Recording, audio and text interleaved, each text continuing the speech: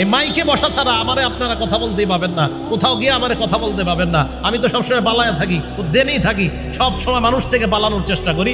মাইকে আমি কথা বলি, আশেপাশে আমি এত কথা বলি না। জিজ্ঞেস করে এই জায়গায় এতক্ষণ বসেছিলাম, বেশি কথা বলছি কিনা জিজ্ঞেস করেন। কথা যত কম বলবেন তত নিরাপদ। তিরমিজি শরীফ হাদিস নাম্বার 2501 নাম্বার হাদিস। ক্বালা রাসূলুল্লাহ সাল্লাল্লাহু আলাইহি ওয়াসাল্লাম মান সামাতা নাজা। যে চুপ থাকে সে নাজাত পায়। যে চুপ থাকে সে কি পায়? নাজাত পায়। তাহলে বেশি চুপ থাকা ভালো না বেশি কথা বলা ভালো? আমার সাথে বলেন, বলেন কথা বলবো, বলেন কথা বলবো, ভালো কথা। কথা বলবো না খারাপ কথা। তাহলে বললে কি বলবো?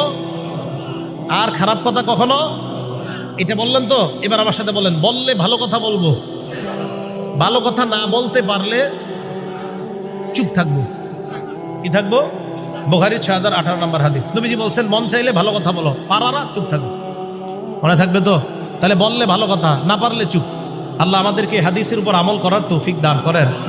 তিরমিজি শরীফের 2504 নম্বর হাদিস। সুইলা রাসূলুল্লাহ সাল্লাল্লাহু আলাইহি ওয়াসাল্লাম আইয়ুল মুসলিমিনা আফজল। আল্লাহ নবীকে প্রশ্ন করা হয়েছে কোন মুমিন সবচাইতে শ্রেষ্ঠ, কোন মুসলমান সবচাইতে শ্রেষ্ঠ। নবীজি বললেন মান সালিমাল মুসলিমুনা মিন লিসানিহি ওয়া ইয়াদিহি।